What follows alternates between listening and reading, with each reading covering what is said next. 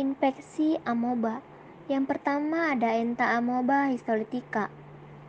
Entamoeba histolytica adalah jenis amoeba yang sangat berbahaya karena amoeba jenis ini bisa menimbulkan penyakit disentri. Amoeba ini hidup pada daerah yang tropis. Spesies ini biasanya menyerang melalui dinding usus dan menyebar melalui aliran darah sehingga dapat menginfeksi organ lain seperti paru-paru, hati, dan juga otak. Amoeba Entamoeba histolytica adalah jenis amoeba yang merupakan penyebab penyakit dari disentri sehingga dapat menimbulkan diare yang bercampur dengan darah. Yang kedua ada morfologi. Morfologi organisme genus Amoeba uniseluler yang berarti bahwa mereka terdiri dari sel tipe eukariotik. Mereka menyajikan struktur khas sel eukariotik, membran sel sitoplasma dengan organel dan inti sel.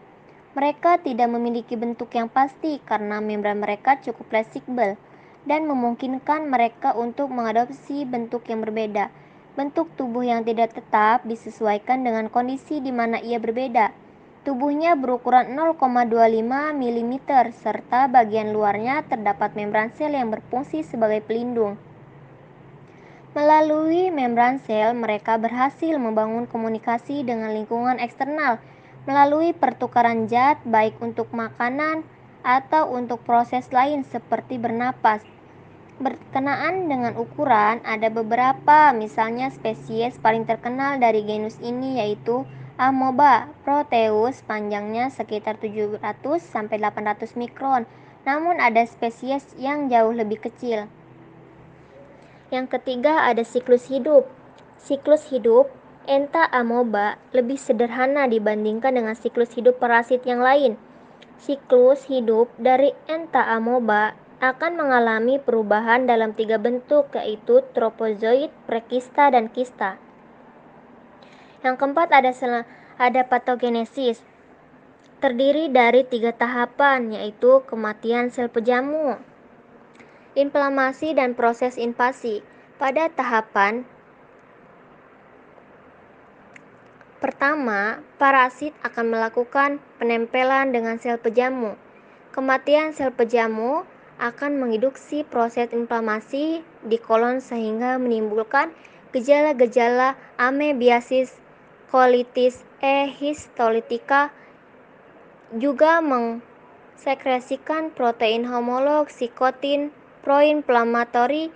Kemudian protein ini akan menginduksi inflamasi dan meningkatkan produksi matriks metalproiteinase yang akan menghancurkan matriks ekstrakulikuler pada saluran pencernaan. Yang kelima ada gejala penyakit. Gejala penyakit yang muncul saat seseorang mengalami amebiasis akan muncul dalam 7-28 hari setelah terinfeksi parasit. Kebanyakan penderitanya hanya akan mengalami gejala di bawah ini: diare, kram perut, buang angin berlebih, sangat lelah jika dibiarkan.